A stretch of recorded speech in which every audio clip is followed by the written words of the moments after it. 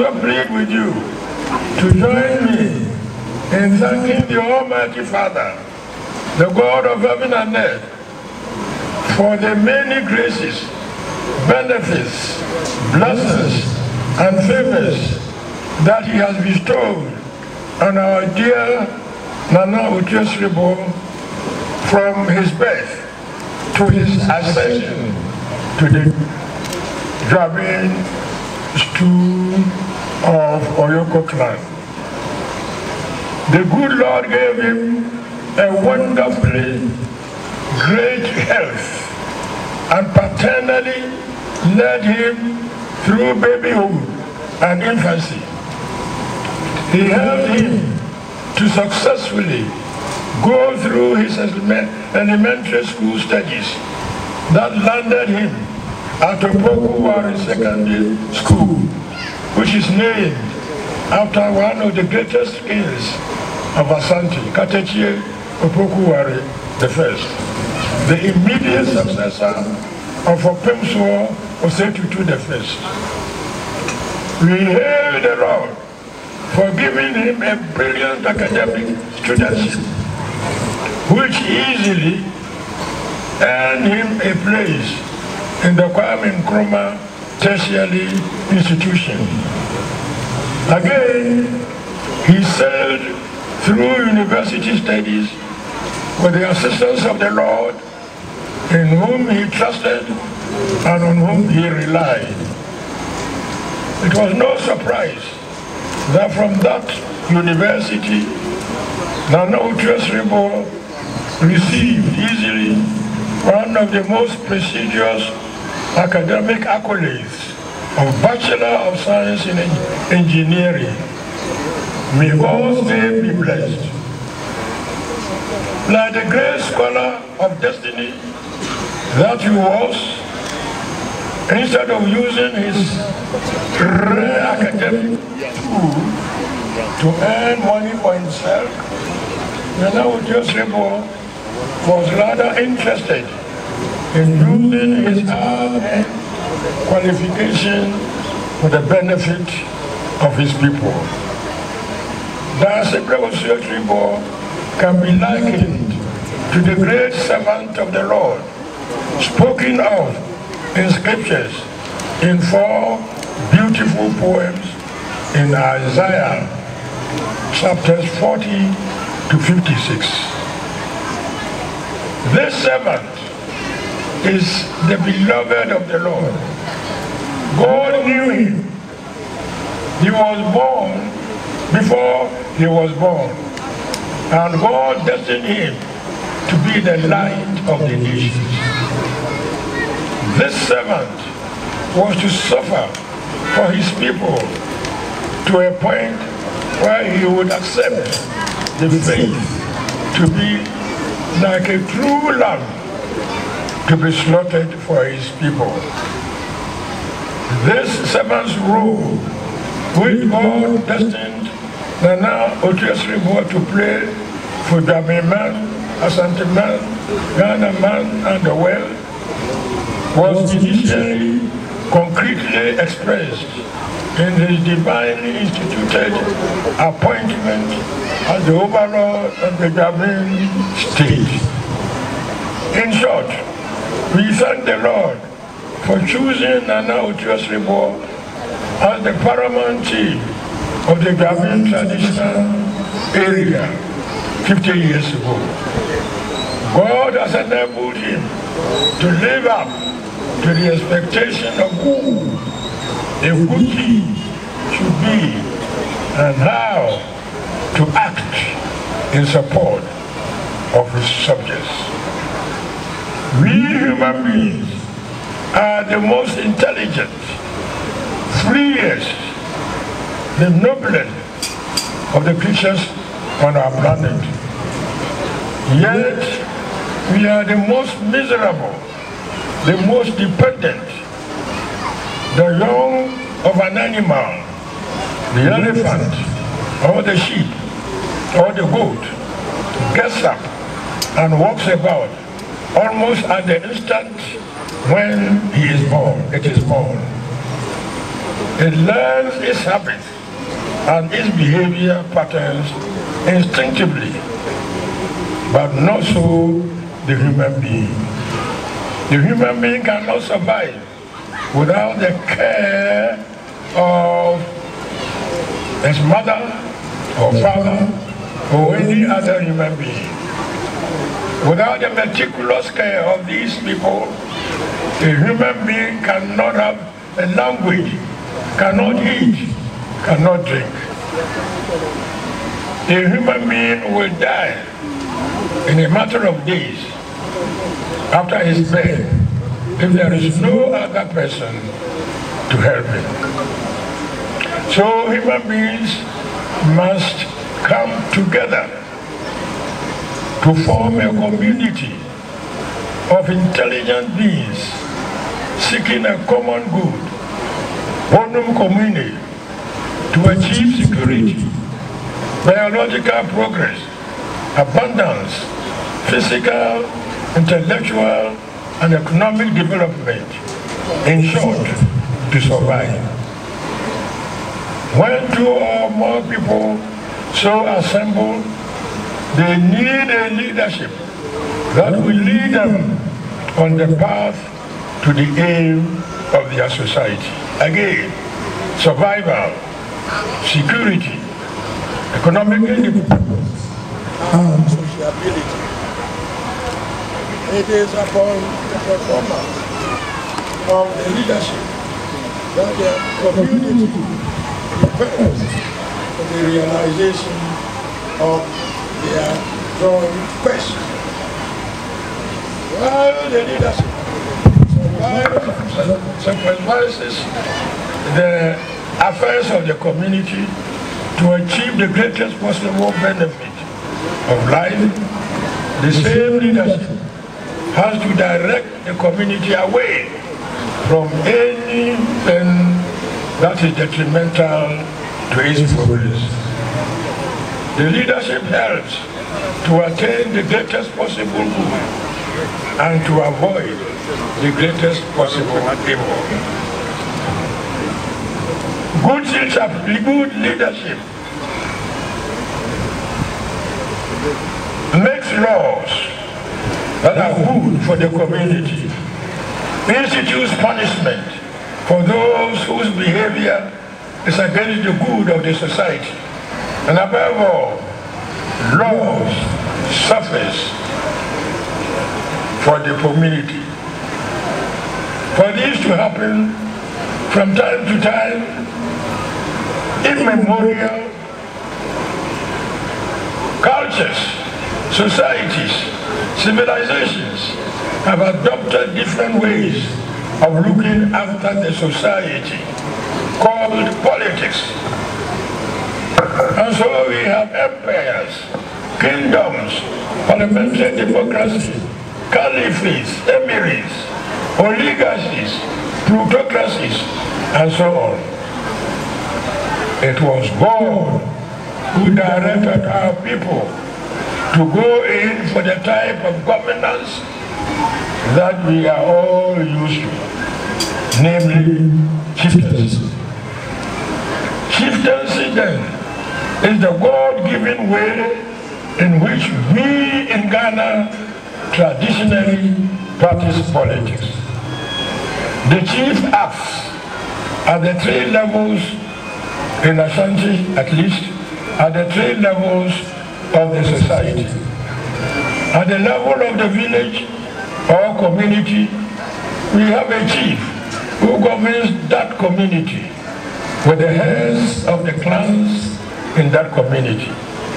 At the level of the Oman, we have a chief who governs the Oman with the heads of the villages. At the level of Asanteman, we have the Otumfuo who governs Asanteman with the different Amahene. The leaders all perform the same function for their respective communities of the village, or the Oman, or the kingdom, in the case of the Ashanti kingdom. For the Gabiman, For example, the ruler is from the Oyoko clan of Jabin. The chief has at least 7 traditional functions to perform. He is first of all the religious leader of his people. Through such festivals as are there, he raises the community up in prayer to our spiritual overlord, Almighty God, and other spirits at regular intervals. And this is definitely the most important function that his chief should play. Secondly, the chief plays the military role for his people. He leads his people to fight all kinds of aggression, internal or external, physical or psychological.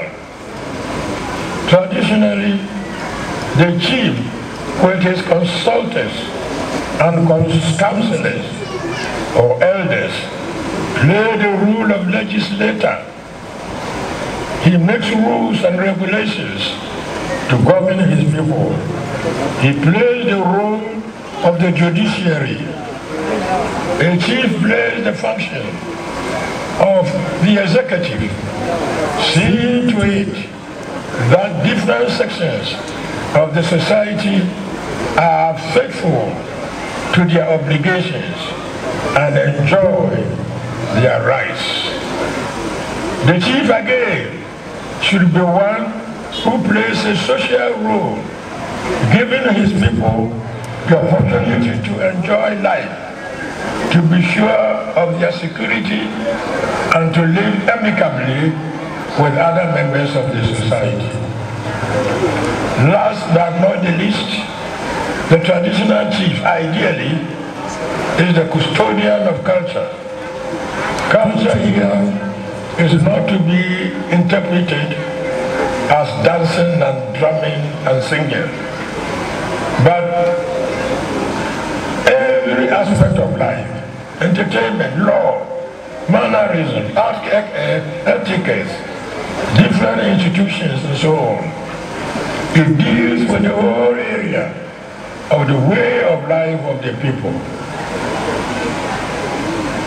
The beloved, we thank God for giving us a chief who understands this triple role of a chief as his people's priest, their military leader, legislator, judiciary, executive, father, friend, and cultural leader. Surely, I do not have to tell you, Jabin people, that Nana Otuo Siribwo is an epitome of the best in chieftaincy. It is not for me to repeat what you know better than I do. The projects of development he is engaged in, the modernization of this township, his knowledgeability, his emphasis on hard work, the love for his people, the love for his culture, the love for sentiment, and the love he has for the nation. You know it well. Nana Otuo Siribwo is easily the model chief who prefers to serve his people rather than be served by them. I describe him easily as the pace setter or by proper excellence for traditional rule. About 10 years ago, I had the occasion to write on traditional leadership, its models and its usefulness in the Catholic standard. I had no hesitation whatsoever in naming Nana Otuo Siribwo as the chief who is inimitable in the performance of his duty as a chief. I wonder, whether you read the article. We thank God that he has made the Nanotios Ribo a chief who gives the lie by his performance to the opinion of so many people who think that chieftaincy has outlived its usefulness. He has rather, by his life, corroborated the view that the chief is as useful today as he was yesterday, even though his traditional function has to be adapted to modern circumstances. At a time when godlessness has made nonsense of the rule of law, at a time when moral decadence of the worst type has entered into every fabric of our society, at a time when our behavior as human beings has made God regret that he created us. At all this time, the Nanotios Ribo relies on the religious wisdom of his ancestors to rule Javelin Mine. Yes, the chief is no longer going to fight another tribe or in another traditional area, but the enemy he has to confront is more dreadful than the enemy of old. He is challenged by the enemy of bribery and corruption, the enemy of political arrogance, deceit, machination, and intimidation, the enemy of increased tribalism and division, the reign of money, the reign of false honor, the reign of borrowed ethnocentrism, the reign of power. Darcy knows this and tries to deal with it in his own inimitable way, quietly but effectively, from his little corner of Javelin. The chief no longer enacts laws for his people, but as a visionary leader like Darcy has his own ingenious way of effectively inspiring his people on the road to self-sufficiency. He is for his people the real peacemaker without the use of handcuffs, police, and prisons.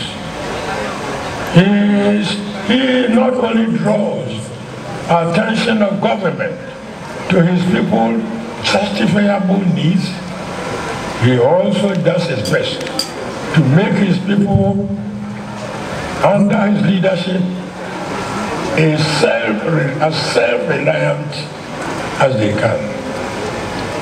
Darcy Nanotios Ribo thanks God for giving him the grace of being able to play the father, the mother, the guardian to his people, not with money, but with persuasive words, affability of character, and by example.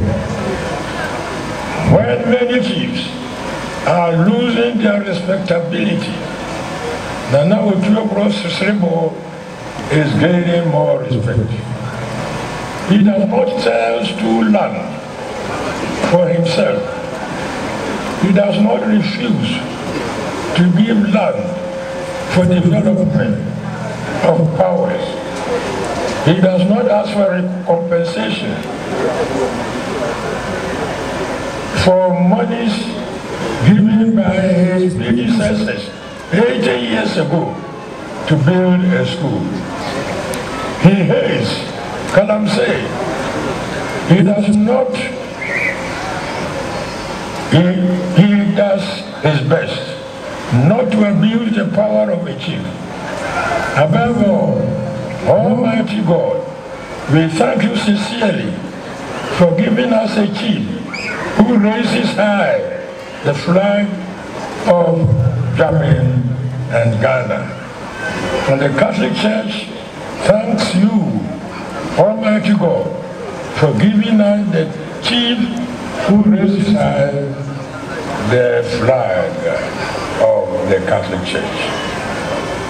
Thank you, Lord, for the gift of Otius Ribor II to the nation to serve as the chairman of the highest national advisory body, the Council of State. Otumfuo Osei-Tutu II thanks God for giving him a learned collaborator who has become easily the most reliable, often utilized representative. Above all, brothers and sisters of Japan, I join you in blessing the Lord for giving you a leader that you are proud of. Nana Otius Ribor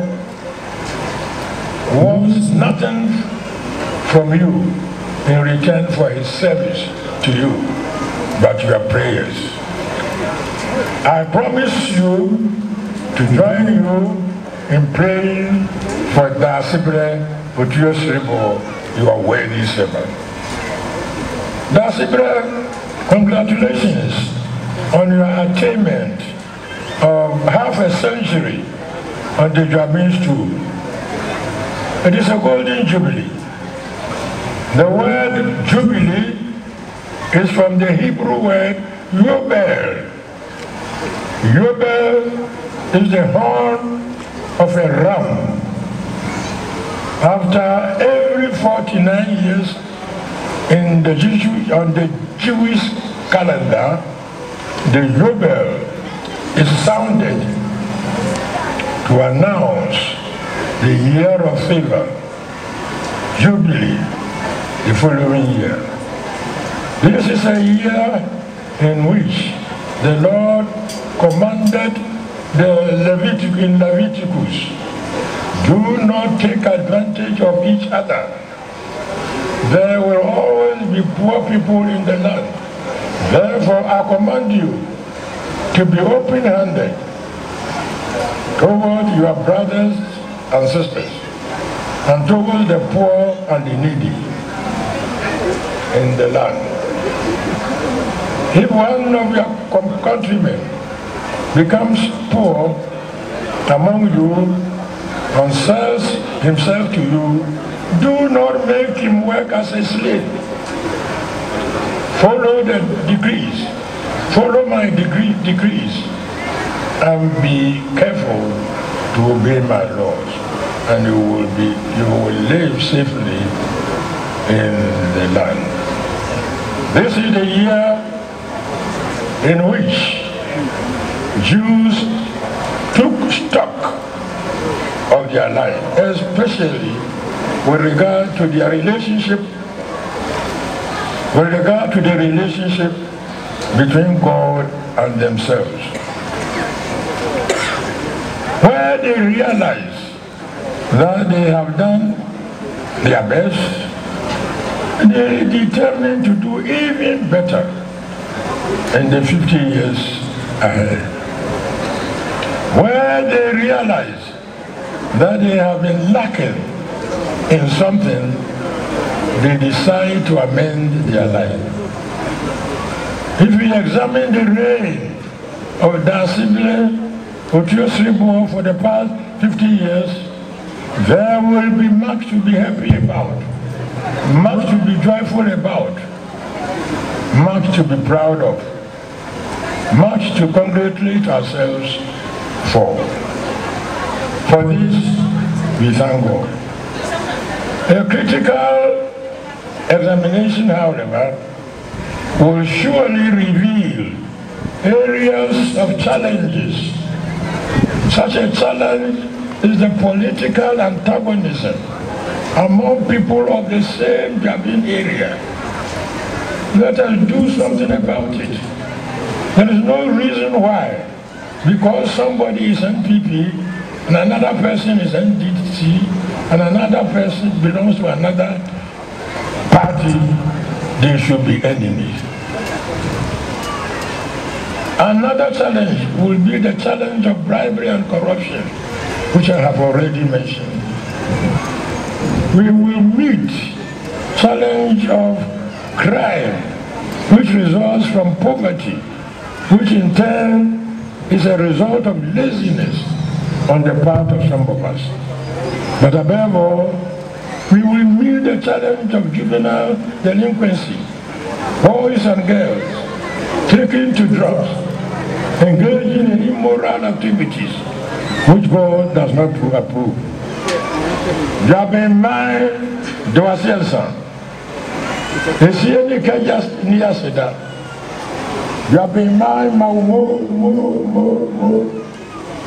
Oba Omai Binya Dasebre, Utu Sribo se one mo enia, Gebeye one mo day. Asante Mande was so what tea anymore. Utu for said to the Abbeview, who said to Abbeview. See, awesome for part. Money of part. Ghana Mande was it. What Prince say? Ubaya Ghana, a man a foot for a henny. What do you want after no? A basic nano. When you want no more. Now, when you're not a when you're not a dear, a man, Copembra, or Befro, Amoa Quaji, Wahome. That's the Momo, brothers and sisters. Let us pray. Oh God, to whom every human power is subject, grant your servant that Sibre Utuosri Body Second, a miner of Jabin traditional area, who is celebrating the 50th anniversary of his accession to the Jabin stew. Success in the exercise of his high office, so that revering you and serving you and striving to please you, he may constantly secure and preserve the people you have entrusted to his care, the freedom that comes from civil peace, love of the neighbor, and justice. We pray through our Lord Jesus Christ, your Son, who lives and reigns with you in the unity of the Holy Spirit, one God, forever and ever. Amen.